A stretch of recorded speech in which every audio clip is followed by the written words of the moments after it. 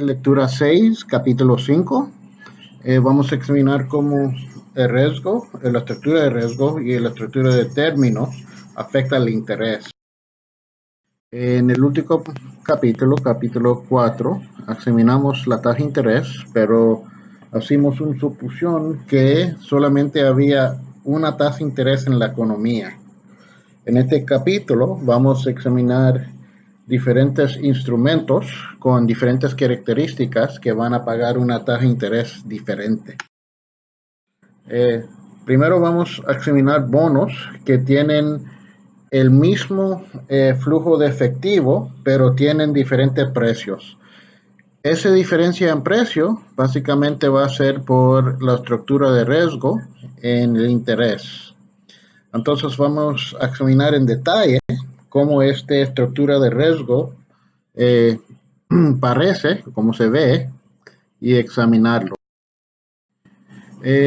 Después vamos a ver diferentes tasas de interés requeridas en bonos con diferentes fechas de vencimiento o madurez. Este básicamente es que los bonos a más largo plazo pagan una tasa de interés más alto. No siempre, pero la mayoría del tiempo. Esto se conoce como la estructura de términos de interés, Term Structure of Interest Rates. Vamos a usar el mercado de bonos del tesoro con diferentes madurez, fecha de vencimiento para examinar esta estructura de términos de interés junto con otros factores de riesgo. Entonces, vamos a examinar el riesgo individual de los bonos, cómo afecta la tasa requerida de ese bono. Vamos a explorar el nivel general de la tasa de interés y cómo puede variar con la madurez de estos instrumentos de deuda, bonos. Pues vamos a hablar primero de la estructura de riesgo de interés y la estructura de términos de interés. Comenzamos con riesgo. Vamos a examinar primero el rendimiento sobre categorías de bonos a largo plazo. Y vamos a ver que estos bonos generalmente mueven juntos. Vamos a ver aquí en veces la tasa de interés sobre estos bonos de triple B o BAA sube mucho más que los otros, pero suben juntos. En estos sitios es cuando el mercado piensa que hay más riesgo en el mercado. En otras palabras, en tiempos de recesión. Aquí podemos ver la recesión de 2007-2009, aquí la recesión de los 80s, aquí la recesión de 2000, aquí al principio de los 70s, etcétera, y la Gran Depresión. Aquí.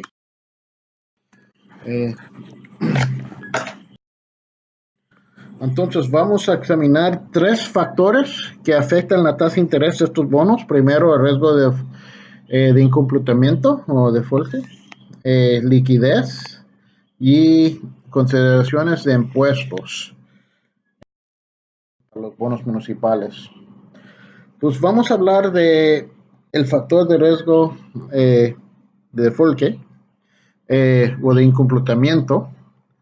Este quiere decir cuando el bono no va a pagar a los bonistas lo que le deben, no va a pagar el interés, no va a pagar el principal. Risk of default, riesgo de incumplimiento.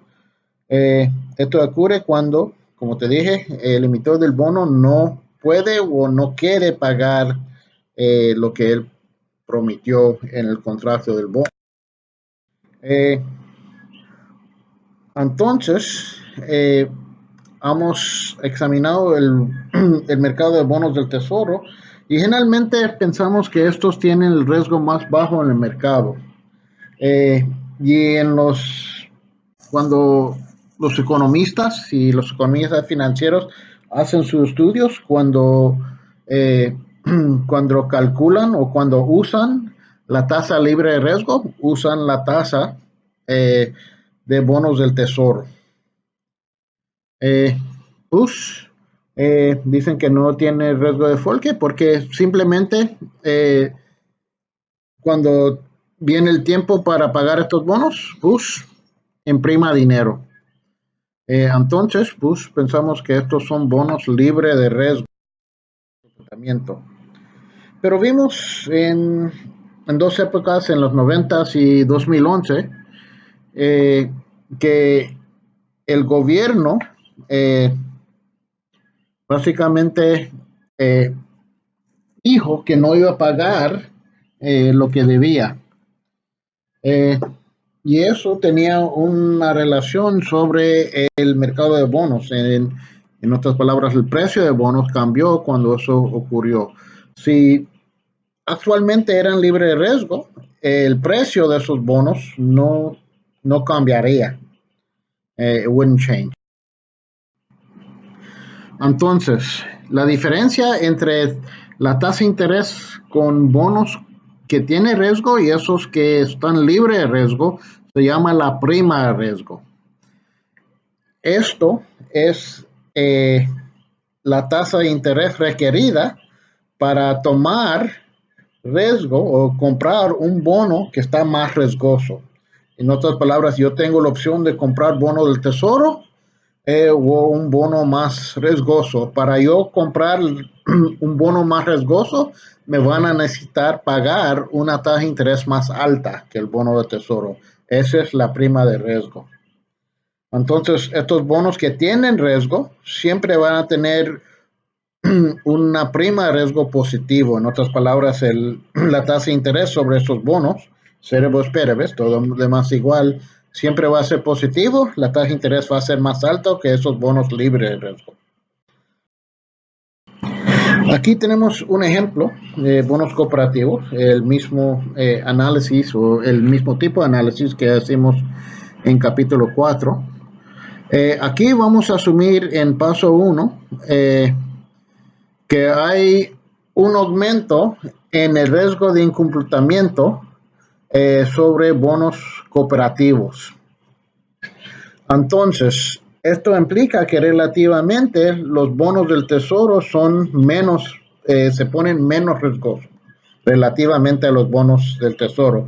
Esto implica que la demanda por bonos cooperativos cae y la curva desplaza a la izquierda.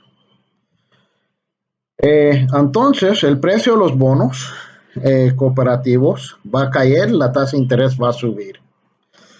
Entonces, en el mercado de bonos del tesoro, pues relativamente son menos riesgosos. La demanda sube y la curva de demanda por bonos del tesoro desplaza a la derecha. Entonces, el precio por bonos cooperativos cae, el precio por bonos del tesoro sube, implicando que el interés sobre bonos cooperativos sube y la tasa de interés sobre bonos del tesoro cae, porque sabemos que hay una relación inversa entre la tasa de interés que paga esos bonos y el precio. Entonces, esa diferencia en interés sobre los bonos del tesoro que es más bajito, y los bonos cooperativos se llama la prima de riesgo. En este caso, la prima de riesgo subió. Pues entonces, en este mercado por bonos cooperativos y tesoros, comenzando con bonos cooperativos, la tasa de arrendamiento o el riesgo sobre, la tasa de arrendamiento esperado en el futuro de bonos cooperativos se cae. Eso implica que la demanda cae y la curva por bonos cooperativos se desplaza a la izquierda, como vimos. No como vimos, no hemos analizado eso todavía, perdón. El número 2 es como la gráfica. En este caso, si yo pienso que el riesgo de los bonos cooperativos ha aumentado, la demanda por bonos cooperativos cae y la curva de demanda por bonos cooperativos desplaza a la izquierda. En este caso, el precio en equilibrio de los bonos cooperativos cae y la tasa de interés sobre bonos cooperativos sube. A la misma vez, podemos analizar el rendimiento esperado de bonos del tesoro. Si el rendimiento esperado sube, entonces la demanda por bonos de tesoro sube y la curva de demanda desplaza a la derecha. También podemos analizar el riesgo del bonos de tesoro, como hacemos en la gráfica. Relativamente, si el riesgo de los bonos del tesoro cae, en la gráfica era porque el riesgo de bonos cooperativos subió, relativamente el riesgo de bonos de tesoro cae, la demanda por bonos del tesoro sube y la curva desplaza a la derecha. Eso implica que el precio de los bonos del tesoro sube y la tasa de interés pagado sobre esos bonos cae. Entonces, el resultado es que el prima de riesgo, la diferencia entre la tasa de interés de bonos cooperativos y el bonos del tesoro sube. El prima de riesgo sube. Entonces, este riesgo de incumplimiento es un componente importante sobre la prima de riesgo, como vimos. Por esto, inversionistas o bonistas que compran bonos necesitan saber todo lo posible sobre el riesgo de incumplimiento de un bono. Una manera de hacer esto es tener agencias que se dedican a tratar de medir el riesgo de default de estos bonos. Había 4, los dos más famosos son Moody's y Standard & Poor's. Y aquí, como vimos en capítulo 12, son las diferentes calificaciones de los bonos. Y aquí podemos ver compañías en 2013 que tenían los diferentes calificaciones sobre la deuda que ellos han emitido en forma de bonos. Aquí como Microsoft, Johnson & Johnson, Mobile, ellos tenían la calificación más alta. Aquí Hewlett Packard, FedEx, Harley Davidson tenían triple B, que todavía eran bonos de calidad de inversión. Entonces, más bajito, sitios como Netflix, Best Buy, B, que todavía tienen más riesgo, básicamente bonos de basura, Rite Aid, United Airlines, Delta Airlines, y esos bonos que estaban al punto de caer, como Radio Shack, JCPenney's y Western Express. Y en 2013, American Airlines estaba al punto de bancarrota. Y esos son bonos que son bien especulativos, que tienen mucho riesgo. Ahora esta American Airlines ha subido un poco, han bajado el riesgo y básicamente están con los otros que ellos los tres han movido un poquito más, menos riesgo. Entonces, en 2007, cuando la recesión que se llama la Gran Recesión comenzó por hipotecarios riesgosos, que se llama subprime en inglés. Eso implicó que había muchas pérdidas de instituciones financieras. Por esto, tenían deuda sobre esos bonos de triple B o BAA en Moody's, y la demanda por estos bonos cayó, porque tenían más riesgo. Pues la gente salió de estos bonos, esos tipos de bonos, y comenzó a comprar bonos menos riesgosos, bonos del tesoro. Entonces, la diferencia entre bonos de BAA y bonos del tesoro, la diferencia antes de 2007 era 185 puntos de base, basis points. Eso quiere decir, la diferencia era 1.85 4% en interés. Eso subió a 545 puntos de base, basis points. O en otras palabras, los bonos de BAA estaban pagando 5.45% más que los bonos del Tesoro en 2007, porque tenían mucho más riesgo. Otro factor que puede afectar la tasa de interés y el precio de un bono es la liquidez del bono. Liquidez se define por qué tan fácil se puede vender y qué costoso se cuesta vender. Si puedes vender un bono rápido y con costos de transacción bajito, dijimos que ese bono es líquido. Más líquido un bono, más atractivo es para las bonistas. Cerea Perves, todo demás igual.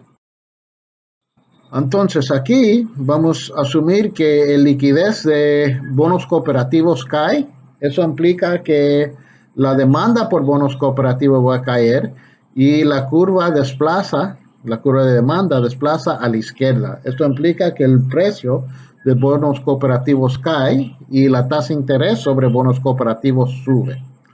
Entonces, en el bono de tesoro relativamente estos bonos son más líquidos, entonces la demanda por bonos del tesoro sube, la curva de demanda por bonos del tesoro desplaza a la derecha, implicando que el precio para estos bonos del tesoro sube y la tasa de interés cae.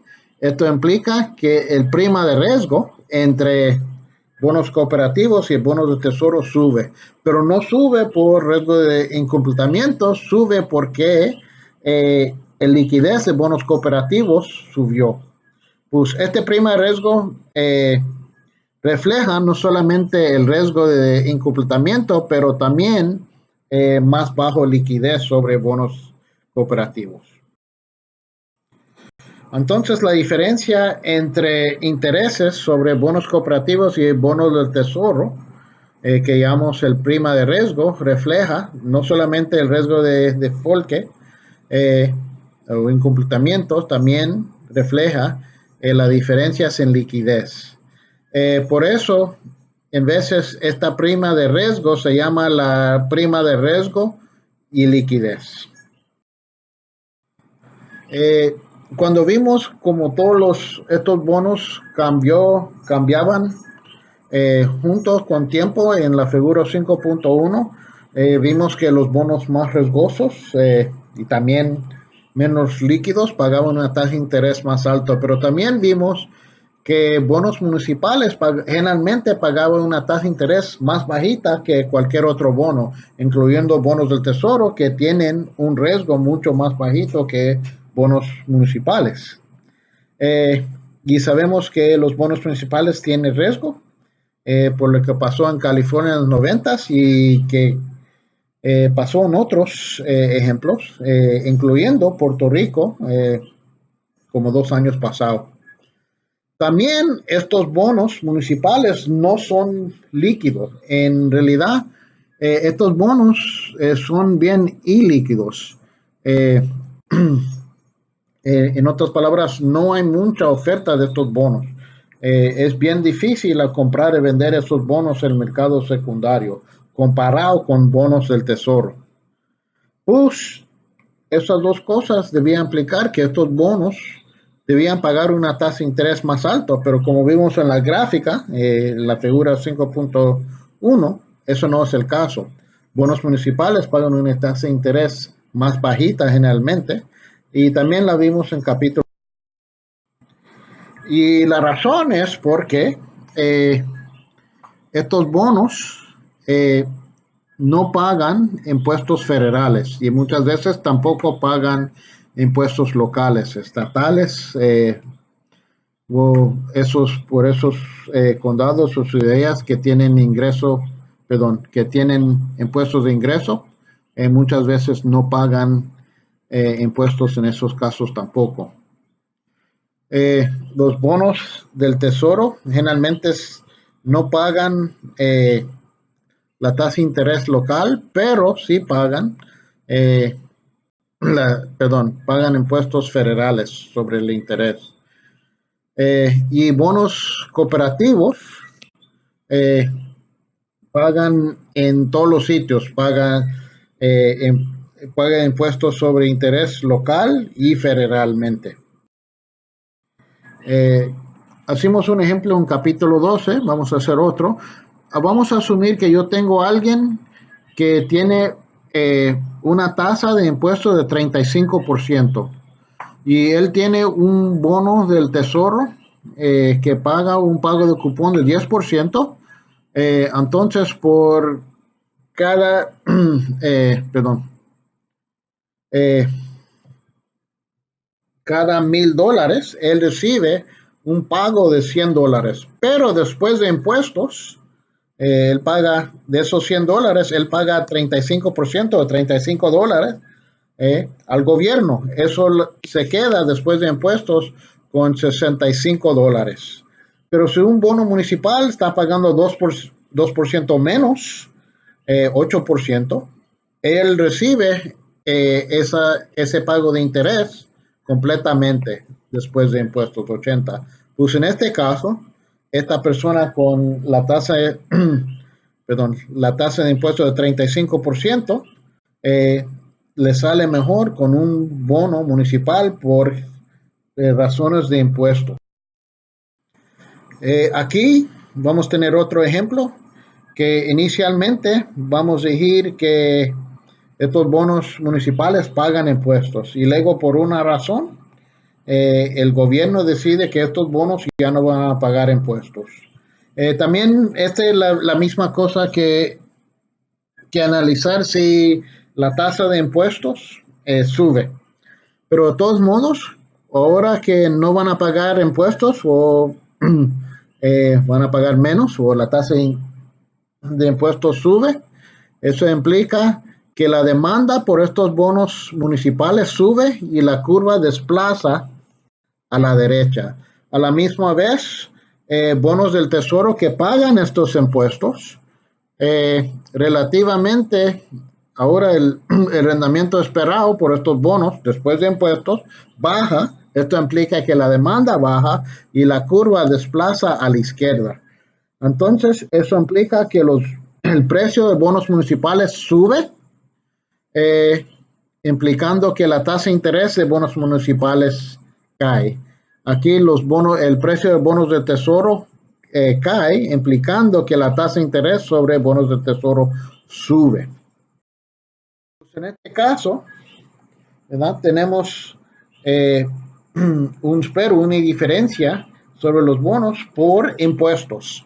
En el mercado por bonos municipales, el rendimiento esperado sobre estos bonos municipales sube, la demanda sube y la curva por estos bonos municipales desplaza a la derecha, implicando que el precio sube y la tasa de interés baja. Relativamente, en el mercado por bonos del tesoro, el rendimiento esperado de estos bonos cae relativamente. Eso implica que la demanda va a caer y la curva de demanda va a desplazar a la izquierda. Como vimos, el precio de estos bonos del tesoro cae y la tasa de interés sube. Esto implica que ahora la tasa de interés que paga los bonos del tesoro es más alto que la tasa de interés que paga estos bonos municipales por consideraciones de impuestos. Aquí tenemos el ejemplo de 2001 que la tasa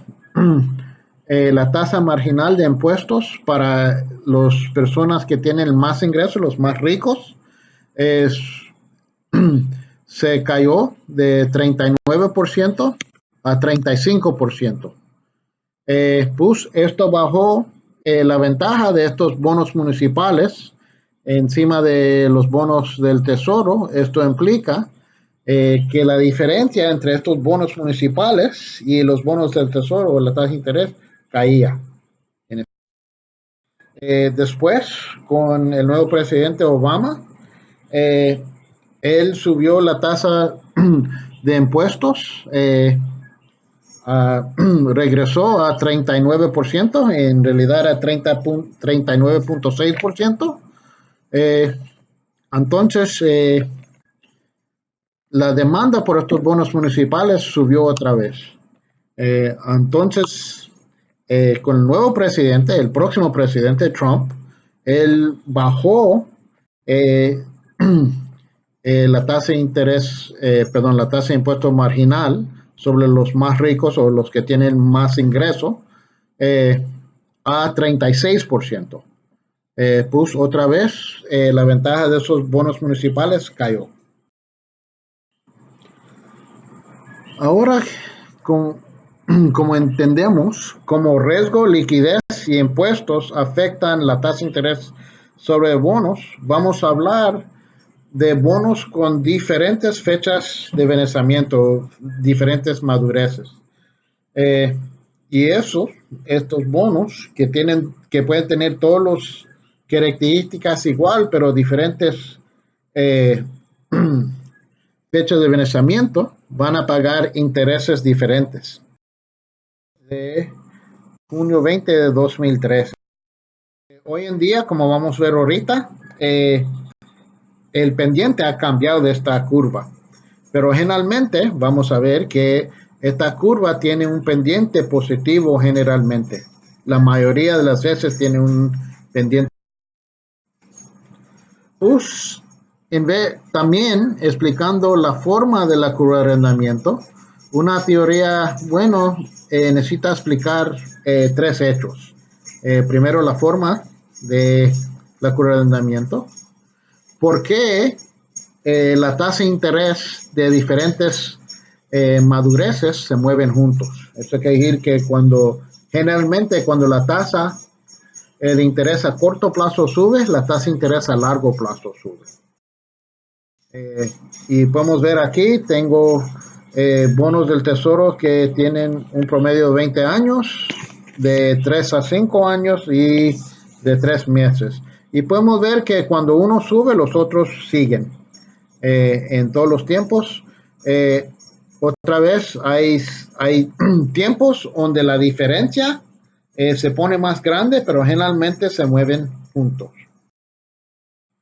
Pues explicando la forma de la curva de arrendamiento, también necesitamos explicar por qué mueven juntos, por qué cuando la tasa de interés a corto plazo es bajito, que el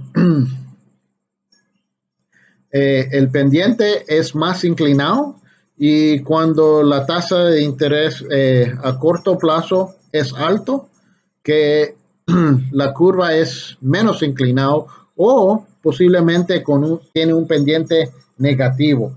También necesita explicar por qué generalmente o la mayoría del tiempo el curva de arrendamiento tiene un pendiente positivo. Estos son los tres hechos que necesitamos explicar con una teoría. Vamos con tres teorías. Primero, la teoría de expectativas, la teoría de segmentación por mercado y la teoría de prima por liquidez. Estas son las tres.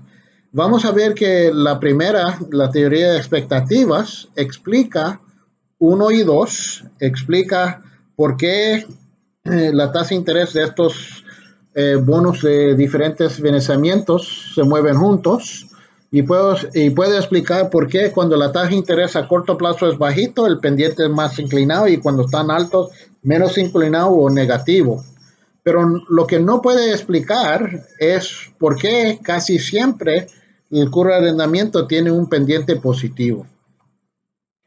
La teoría de segmentación del mercado, Market Segmentation Theory, explica por qué el pendiente siempre es positivo, pero no puede explicar por qué la tasa de interés se mueven juntos, ni por qué cuando la tasa de interés a corto plazo es alto, tiene un pendiente más plano o negativo, y cuando la tasa de interés a corto plazo es bajito, que tiene un pendiente más inclinado.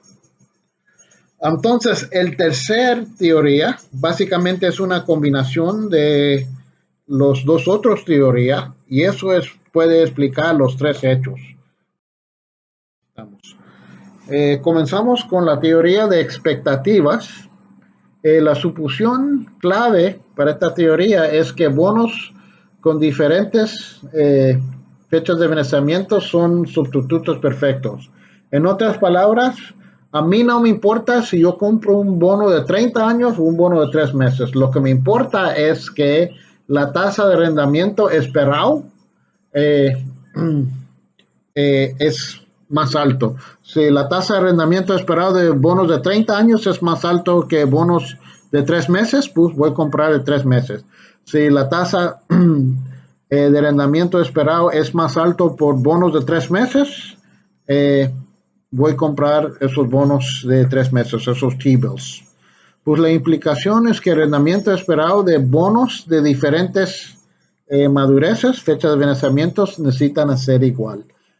Porque si uno si uno tiene un rendimiento esperado más alto que los otros, el público va a comprar ese bono, la demanda por ese bono va a subir, el precio va a subir y la tasa de interés va a caer hasta que todos los bonos diferentes tienen la misma tasa de interés o el mismo rendimiento. Eh, Vamos a considerar eh, dos estrategias. Primero, yo tengo 2 años para invertir. Yo tengo la opción de comprar un bono de un año hoy y cuando se venza uso esos fondos y compro otra vez un bono de un año cuando se vence en un año. O simplemente yo puedo comprar un bono que se vence en 2 años y detenerlo por los 2 años. Eh, Entonces, en estos dos casos, tu rendimiento o tu riqueza después de los 2 años debía ser igual abajo la teoría de expectativas. Pero tu riqueza o tu rendimiento puede cambiar dependiendo qué pasa el año que viene con estrategia 1. Entonces, por estrategia 1, yo puedo calcular el rendimiento sobre 1 más la tasa de interés sobre bonos de un año hoy y la tasa 1 más la tasa multiplicado por 1 más la tasa de interés esperado de bonos de un año el año que viene. Entonces, este es T y este es T más 1.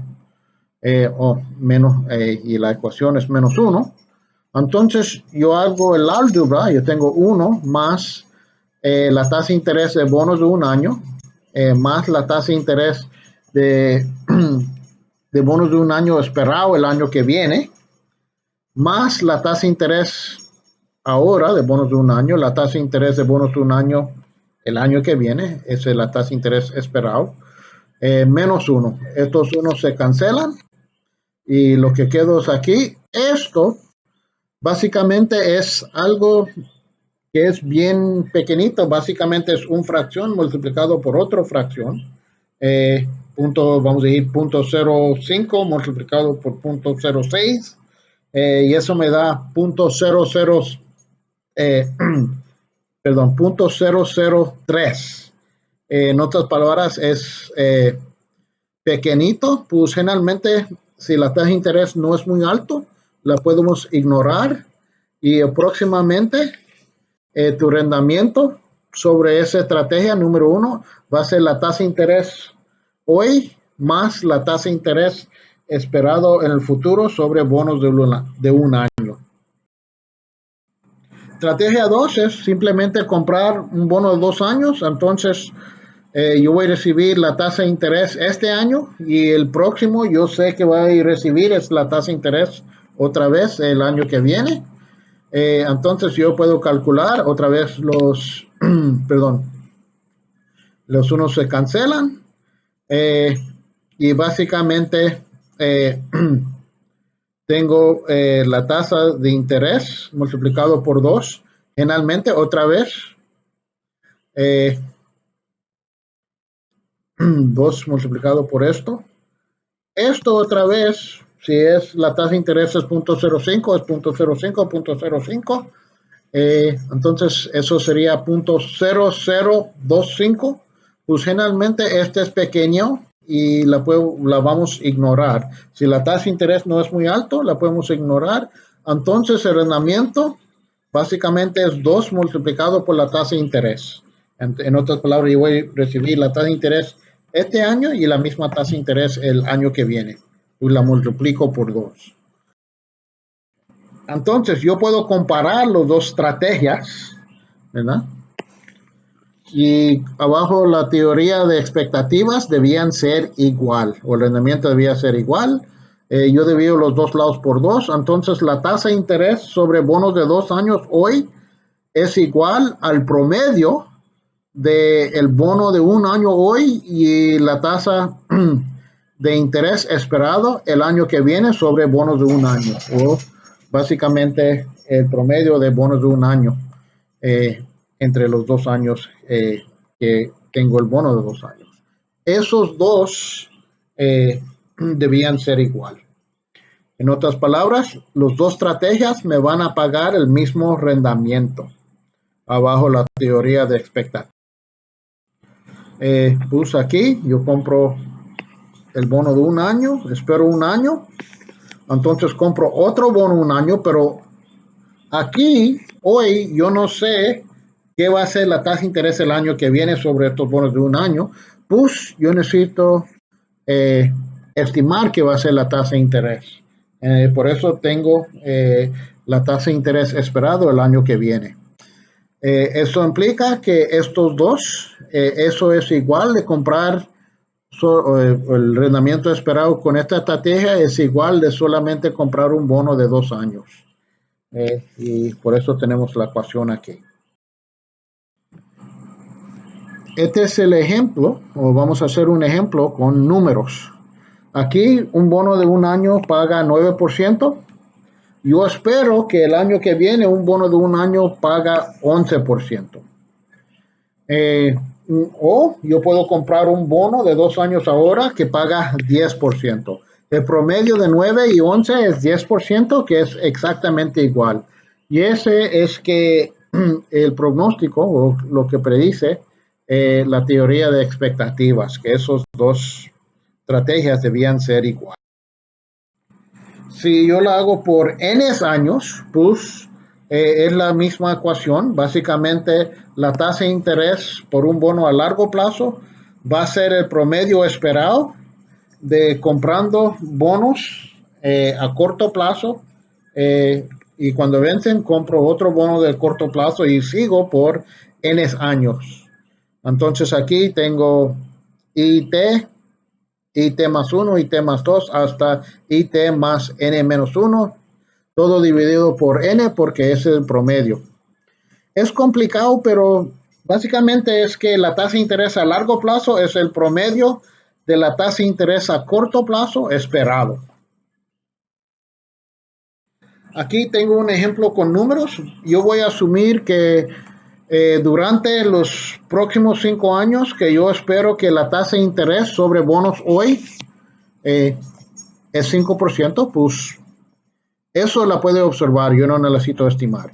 El año que viene yo pienso que va a ser 6%. En 2 años yo creo que un bono de 1 año va a ser 7%, en 4 años 8%, y en 5 años un bono que con una madurez de 1 año va a pagar 9%.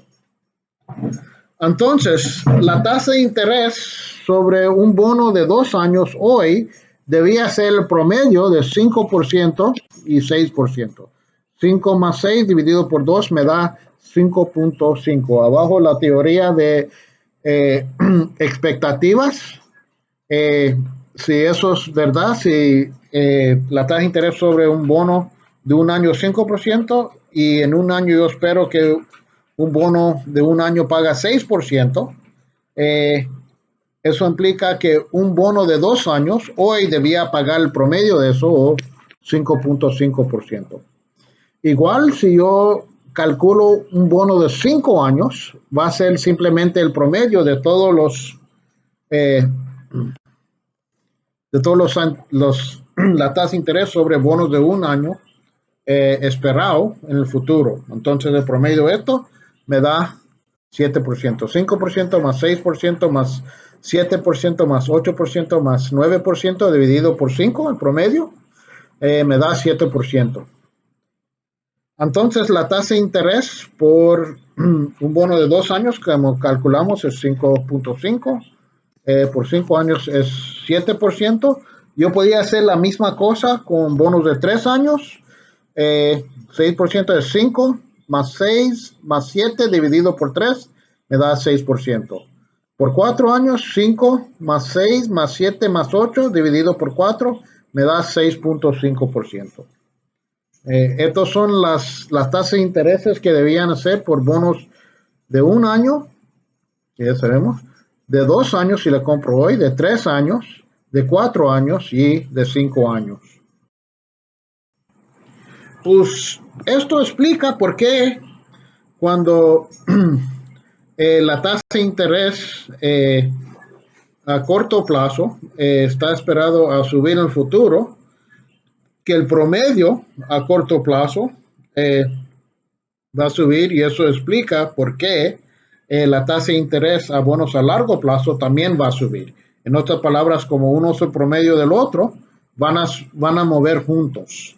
También puede explicar por qué cuando la tasa de interés a corto plazo es bajito, por qué la curva de arrendamiento es más inclinado, y por qué cuando la tasa de interés a corto plazo es más alto, que la curva de arrendamiento es más pleno o negativo. Pero no explica por qué casi siempre el curva de arrendamiento eh, tiene un pendiente positivo. Eh,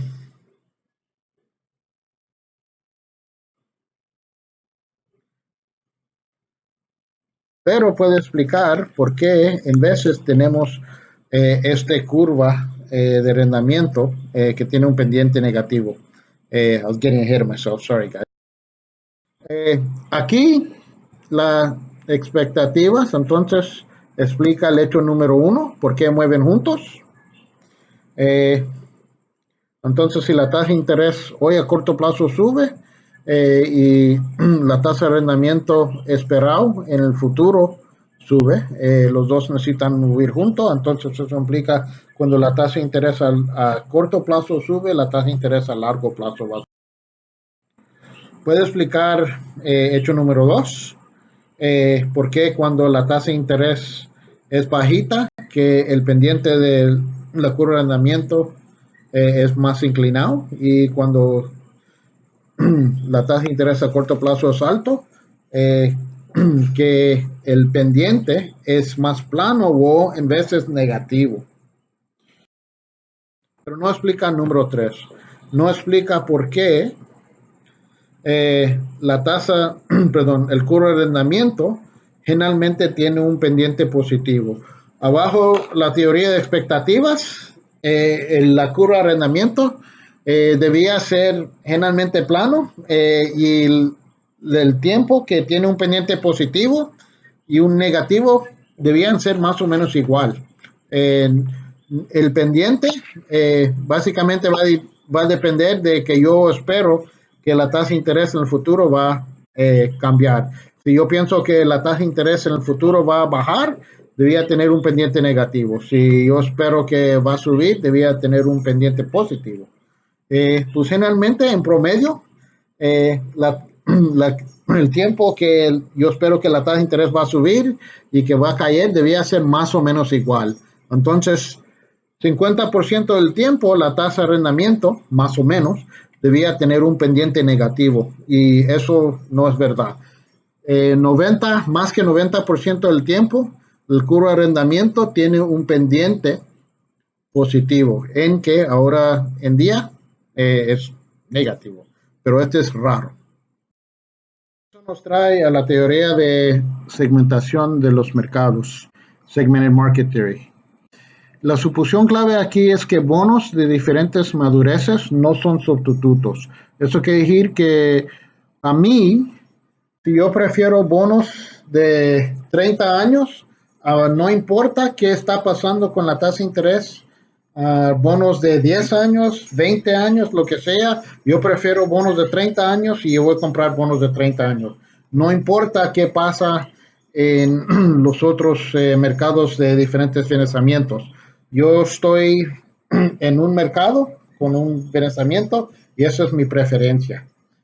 Este implica que los mercados son segmentados completamente y la tasa de interés, cualquier madurez, se van a determinar separadamente. Por esas personas que prefieren bonos a largo plazo comparado con estas personas que prefieren bonos a corto plazo. Si el público prefiere bonos a largo plazo, pues eh, el precio de esos bonos va a ser más alto porque la demanda es más alta y la tasa de interés va a ser más bajita. Si el público prefiere bonos a corto plazo, pues la tasa de interés sobre esos bonos va a ser más bajito.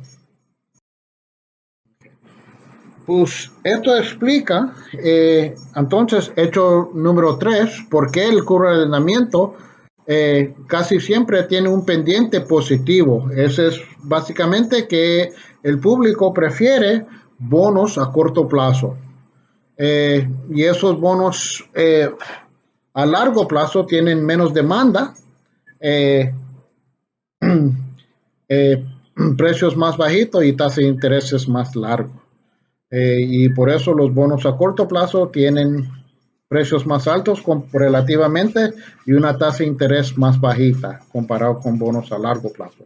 Pero no explica el hecho número 1 o el hecho número 2. No explica por qué la tasa de interés mueve junto. Si al público tiene una preferencia por un madurez sobre otro, entonces cuando los bonos a corto plazo suben, no debía afectar eh, los bonos a largo plazo. Y tampoco explica por qué cuando la tasa de interés sobre bonos a corto plazo es bajito, que el pendiente es más inclinado y viceversa cuando la tasa de interés a corto plazo es más alto, porque el pendiente es más plano o en veces negativo, porque se debían determinar independientemente. Pues ahora tenemos dos teorías y ninguno de los dos explica los tres hechos. Pues, ¿qué hicieron? Combinaron los tres, eh, los dos teorías a un tercero que se llama eh, la teoría de prima de liquidez. También eh, esta teoría en veces se llama Preferred Habitat Theory, la teoría de hábitat preferida. Eh, los dos, pero es la misma teoría. Después de esta lectura, te voy a dar un link para otra lectura suplementaria y en ese se llama esto Segmented Market Theory. La suposición clave aquí que bonos de diferentes madureces son sustitutos, pero no perfectamente. En otras palabras, si yo prefiero bonos a 30 años, eh, pues en ese caso yo compraría bonos de 30 años si la tasa de interés me paga básicamente igual que los bonos a corto plazo o mejor. Pero si los bonos de corto plazo me pagan mucho más alto para yo, para darme el incentivo de salir de esos bonos donde yo tengo la preferencia, yo compro bonos a corto plazo. En que prefiero bonos a largo plazo, yo compro bonos a corto plazo si el rendimiento es suficientemente alto. Entonces, la implicación es que esta es una modificación de la teoría de expectativas puro y el mercado segmentado, la teoría de mercados segmentados, perdón. Pues aquí, inversionistas tienen una preferencia por bonos a corto plazo y no a largo plazo. Esto implica que para yo comprar un bono a largo plazo, me vas a necesitar a pagar un interés más alto. Ese diferencia, ese aumento en el interés o ese interés más alto, es una prima. Y por eso la dijimos la prima por liquidez. Preferred habitat, ahí donde quiero estar.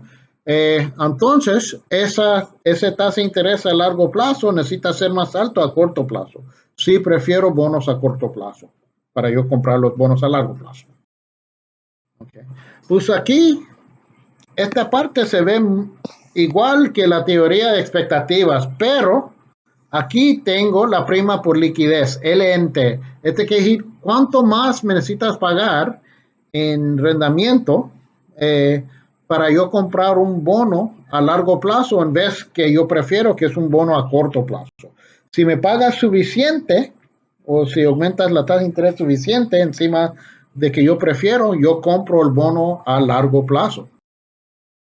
Pues aquí podemos ver la prima por liquidez, que en que la madurez está subiendo, la prima de liquidez sube, porque prefiero bonos a corto plazo.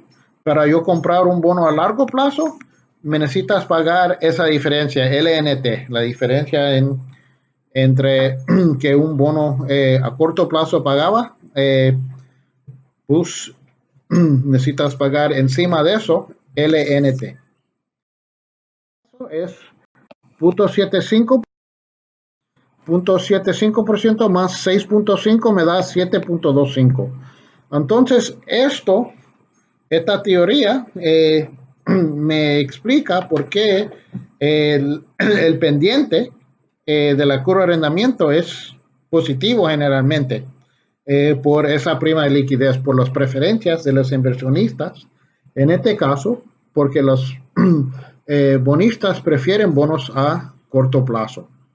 Entonces, comparando esto con la teoría de expectativas, la teoría de prima de liquidez puede producir una curva de arrendamiento que generalmente tiene un pendiente positivo. Este explica los tres hechos. Puede explicar por qué las tasas de interés se mueven juntos. Puede explicar por qué cuando la tasa de interés a corto plazo es bajito, cuando es bajito, ¿por qué la inclinación de la curva de arrendamiento, el pendiente es más inclinado? Y cuando la tasa de interés a corto plazo es más alto, porque es más plano o negativo. También puede explicar por qué mueven juntos. Y finalmente, puede explicar por qué casi siempre tiene un pendiente negativo. Y casi siempre tiene el pendiente negativo porque los inversionistas demandan una prima de liquidez por los bonos a largo plazo. Aquí podemos ver diferentes curvas de arrendamiento con diferentes pendientes, uno con un pendiente positivo inclinado, que generalmente estas dos situaciones son los más comunes. Esto básicamente es lo que teníamos, vamos a decir, 2 o 3 meses pasado, 4 meses pasado, y esto es básicamente que tenemos hoy en día, dependiendo de cuáles intereses comparados. Pues la evidencia sobre la estructura de términos. Inicialmente las investigaciones no concluyeron que podías prognosticar que van a ser la tasa de interés en el futuro con el curva de arrendamiento. Más recientemente, usando diferentes pruebas, different methodology, que el curva de arrendamiento tiene mucha información sobre la tasa de interés a corto plazo, a largo plazo, pero en medio básicamente no es muy bueno prognosticar que va a ser la tasa de interés a mediano tiempo, perdón, medium term. Pues aquí en la próxima diagrama tengo curvas de arrendamientos de diferentes periodos en la historia de los Estados Unidos. Aquí el 2013, la tasa de interés 3, con la tasa de interés en 2018, podemos ver que la tasa de intereses eran más altas. Y si la comparamos con 2014, iba a ser todavía más alto. Entonces, en 1880, 97, pues teníamos un pendiente positivo, pero era más plano. Eso asegura que la tasa de interés a corto plazo no estaban esperados a subir o caer a un término corto. En otras palabras, ese pendiente se puede explicar por la prima de liquidez, no porque el mercado piensa que la tasa de interés va a subir en el futuro, pero simplemente porque los inversionistas demandan una tasa de interés más alta por esos bonos a largo plazo. Pues básicamente eso implica que el mercado pensaba que las tasas de interés iban a quedar igual. Y en 2013 que la tasa de interés va a subir en el futuro y subió en el futuro. No tanto, la diferencia no era tanto como en 80 cuando las tasas de intereses eran bien altos. El curvo de arrendamiento tiene información sobre intereses en el futuro y también puede prognosticar inflación y producción real en Producto Interno Bruto de un país. Cuando la tasa de interés están subiendo, está asociado con tiempos buenos. Entonces, cuando la tasa de interés está cayendo, generalmente está asociado con recesión, como vimos en capítulo 4.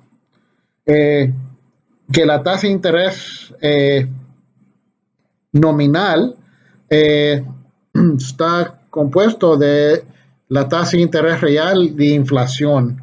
Esto quiere decir que si la tasa de interés son altos relativamente de inflación, o si la tasa de interés en el futuro son altos, que el mercado posiblemente piensa que inflación en el futuro va a subir, o si son más o menos igual, que inflación no va a cambiar mucho en el futuro. Sustituto esta calculación por esto, entonces ahí tengo uno más i, en el numerador tengo negativo 1 que cancela. Aquí yo tengo 1 más, uno más la tasa de interés de bonos de 2 años, dividido por 1 más la tasa de interés de bonos de 1 año, y ese cancela con eso, el 1 que se cancela con el otro, y me quedo con 1 más la tasa de interés de bonos de 2 años aquí cuadrado. Entonces, aquí voy a escribir 1 más la tasa de interés de bonos de 2 años cuadrado. Entonces, esto la puedo escribir con 1 más i3t cubo, así, dividido los dos lados por 1 más la tasa de interés, este debía ser una t, sorry, cuadrado, pues dividido los dos lados. Entonces tengo 1 más la tasa de interés, perdón, 1 más la tasa de interés de bonos de 3 años al cubo. Entonces divido los dos lados, 1 más la tasa de interés de bonos de 2 años cuadrado. Y los unos se cancelan en ese que puedo usar aquí, ¿verdad? Tengo 1 más la tasa de interés esperada del año, el 1 aquí, la traigo al otro lado, negativo, pero la traigo al otro lado, tengo el negativo 1 aquí, y esta es la tasa de interés esperado por bonos de 1 año en 2 años adelante. En otras palabras, el tercer año del bono, esta es la tasa, o el tercer año que yo invierto, esa es la tasa de interés esperado en el mercado. Entonces yo puedo prognosticar esto por más años. Entonces si yo tengo un bono, un bono de, vamos a decir, 5 años comparado con un bono de 7 años, solamente, o un bono de 3 años con 2 años, como decimos. Entonces, I esperado T más N va a ser igual a 1 más I N más 1T elevado a N más 1 dividido por 1 más INT elevado a N menos 1. Entonces, ese es usando la teoría de expectativos puros. Para yo eh, eh, extender este análisis a la teoría de la prima por liquidez, solamente necesito incluir la prima de liquidez en el mercado. Entonces, esta es la prima de liquidez a n-1 y esta es la prima de liquidez a tiempo n. Pues en este caso tengo 1 más la tasa de interés a n más 1 menos la prima de liquidez, todo elevado a n menos 1, n más 1. Y aquí abajo tengo 1 más INT menos la prima de liquidez en periodo n elevado a n, todo menos 1. Entonces, yo puedo usar el mismo ejemplo para un ejemplo numérico, perdón. Entonces, aquí voy a asumir que la prima de liquidez es 0.5% por un bono de 2 años. Por un bono de 1 año voy a asumir que es 0. Voy a asumir que la tasa de interés de un bono de 1 año es 5% y la tasa de interés sobre un bono de 2 años es 5.75%. Pues en este caso, solamente sustituto 1 más 0.0575 menos la prima de liquidez 0.0025, todo cuadrado, dividido por 1 más la tasa de interés de 1 año, o 5%, 0.05, menos 1, eso me da 0.06 o 6%. Entonces, yo puedo aplicar eso a otros tipos de instrumentos que pagan interés. Por ejemplo, un préstamo. Yo voy a asumir que un préstamo de 1 año, el año que viene, va a ser la tasa de interés que paga sobre bonos del tesoro más 1%. En otras palabras, ese va a ser la ganancia por el banco. Entonces yo voy a asumir que sobre este bono, la prima de liquidez de 2 años es 0.4%, que la tasa de interés hoy de bonos de 1 año es 6% y la tasa de interés sobre bonos de 2 años hoy es 7%. Entonces yo tengo 1 más 0.07 menos la prima de liquidez que es 0.004, todo cuadrado, dividido por 1 más 0.6 menos 1 me da 0.072 o 7.2%. Esa es la tasa de interés esperado sobre un bono del tesoro en un año. Un bono de 1 año del tesoro. Eso es que espero que paga en 1 año. Eso que yo pienso, que yo pronostico que va a pagar en 1 año. Entonces, si el préstamo en 1 año, entonces debía ser 1% encima de eso, porque estos que asumimos aquí, pues ese préstamo debía ser a lo menos 8.2%.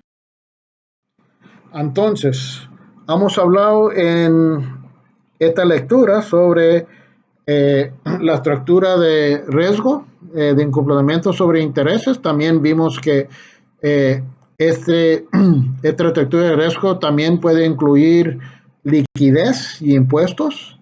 Hablamos de la estructura de términos, que implica que la tasa de interés sobre bonos de diferentes madureces van a pagar diferentes intereses.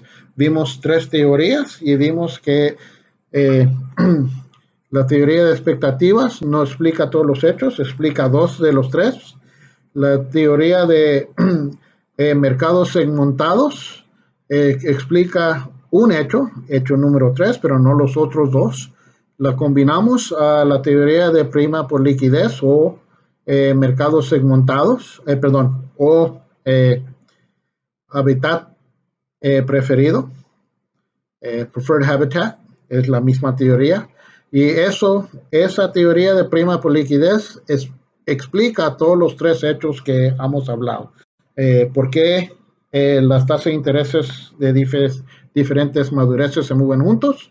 ¿Por qué cuando la tasa de interés a corto plazo es bajito, tiene un pendiente más inclinado y cuando es más alto es más plano o negativo? Y finalmente explica por qué casi siempre la curva de arrendamiento tiene un pendiente positivo. Entonces, eh, aquí tengo dos videos que yo quiero que ustedes ven. Básicamente estos son suplementarios de esta lectura. El primero, bueno, los dos son de YouTube. Pues básicamente estos dos son suplementarios a esta lectura. eh, y como la lectura es en línea, eh, yo espero que esto te ayude a entender de qué hemos hablado. Eh, ok, pues por favor dale clic eh, en los dos y te lleva a tu browser a estos, perdón, a estos videos de YouTube que son suplementarios de, perdón, de esta lectura.